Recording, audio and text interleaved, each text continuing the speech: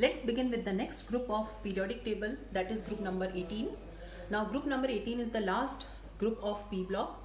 Group number 18 has the elements helium, neon, argon, krypton, xenon and radon.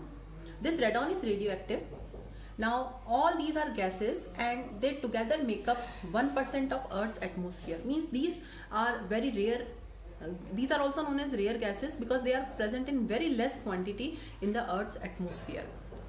Their configuration is fully filled, NH2NP6, and all these are chemically inert because of this fully filled configuration, and they can form very few compounds, and that too are of krypton and xenon only. So these are also known as noble gases.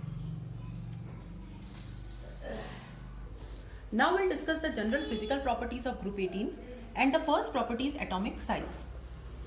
Now as compared to halogens or group 17 members,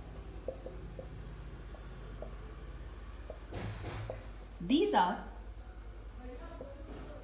larger in size. Okay, generally what happens when we move from left to right, the size decreases, but only up to group number 17. After group number 17, again your atomic size will increase. Means as compared to fluorine, neon will be larger in size. Now what is the reason behind this? The reason is, for noble gases, we measure van der Waals radius, which is larger than covalent radius, because for halogens we'll measure covalent radius. Okay, now what will happen down the group? Down the group the atomic size will increase, okay, because of the increase in number of shells. The second property is ionization enthalpy. Now due to fully filled configuration, the ionization enthalpy values are very high. Means they have negligible tendency, that is zero tendency to lose electron. Now down the group what will happen? The size will increase, so ionization enthalpy will decrease. This is the reason that the lower members, that is krypton and xenon, they can lose electron and they form compounds. The third is electron gain enthalpy. Now they have fully filled configuration, so they have little tendency or zero tendency to gain electron. So electron gain enthalpies values are zero.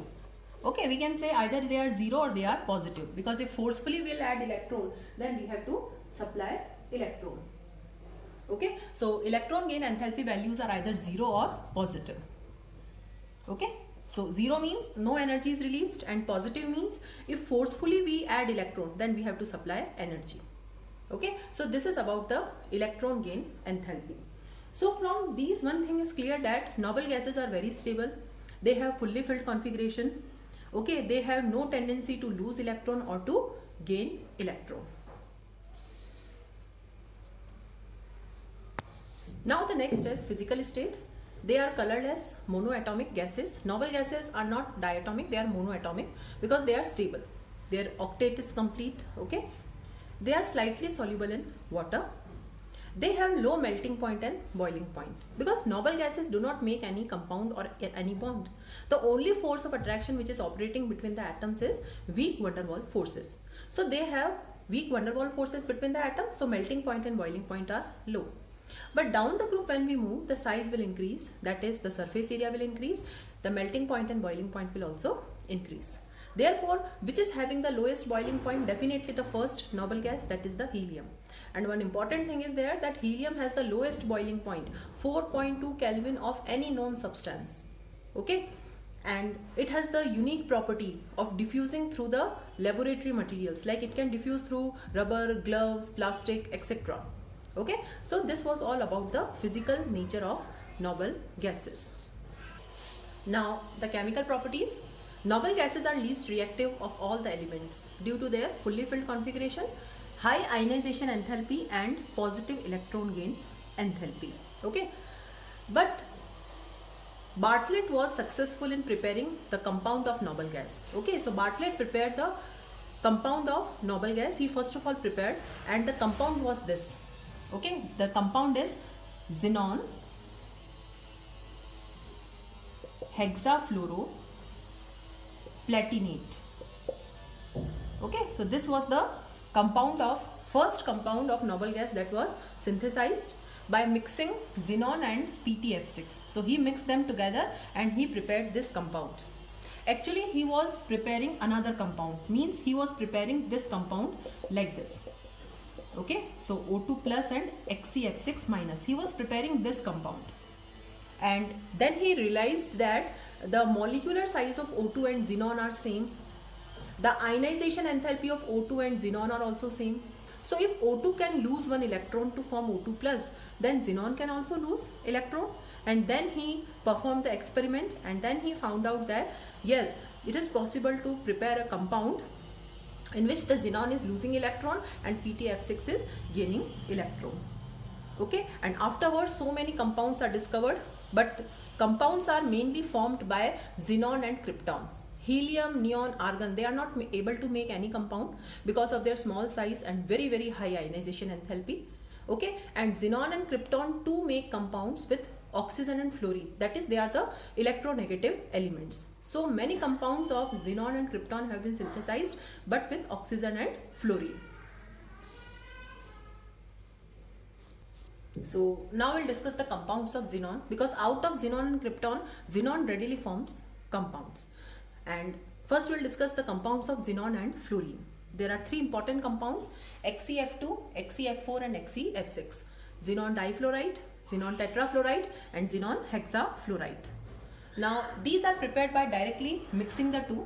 So if the ratio is 1:1, the temperature and pressure at this will get xenon difluoride. If the ratio is 1:2, we'll get xenon tetrafluoride, and likewise if the ratio is 1:3, we'll get xenon hexafluoride. Xenon hexafluoride can also be prepared by this reaction, that is the reaction of xenon tetrafluoride with dioxygen difluoride. So these are the three important compounds of xenon and fluorine. These are colorless crystalline solids, and these are powerful fluorinating agents. Suppose in any reaction we have to supply fluorine or we have to add, then instead of using directly F2, we can use these compounds. Now these fluorides of xenon are easily hydrolyzed even by some trace of water. For example, xenon difluoride, when it reacts with water, it forms xenon plus HF plus oxygen. Now what about the structures of these compounds? Now these are very important questions from examination point of view. Xenon difluoride is XeF2 is linear. Okay, now the hybridization you can see is sp3d with 3 lone pairs occupying the equatorial positions. Okay, xenon tetrafluoride is a square planar. Now here the hybridization is sp3d2 with the 2 lone pairs occupying the axial positions, and XeF6 is distorted octahedral. Here the hybridization is sp3d3. Now one lone pair is there which is occupying the axial position. Okay, so these are the shapes of 3 fluorides of xenon. These also have the tendency to react with fluoride ion acceptors to form cations and fluoride ion donors to form anions. For example, XeF2 can react with PF5. Now it will donate the fluoride ion, means this is the fluoride ion acceptor to form the cationic species. Likewise XeF4 can also do, and XeF6, now what it is doing, it is accepting fluorine from MF. Now M is sodium, potassium, rubidium or cesium. Okay, this is more reactive metal. So from here it is accepting the fluoride ion to form the anionic species. Means they have the tendency to form cationic as well as the anionic complexes. Now the next is compounds of xenon and oxygen. Now there are 3 important compounds: XeO3, XeOF4 and XeO2F2. Xenon trioxide, xenon oxy tetrafluoride and xenon dioxy difluoride. Now these are the preparation methods. These 3 can be prepared by the hydrolysis reactions of xenon tetrafluoride and xenon hexafluoride. For example, xenon tetrafluoride, when it is completely hydrolyzed with water, it will give you XeO3. If xenon hexafluoride is hydrolyzed, it will give you XeO3. So these are the 2 methods for preparing XeO3. But suppose xenon hexafluoride is partially hydrolyzed, we'll get XeOF4.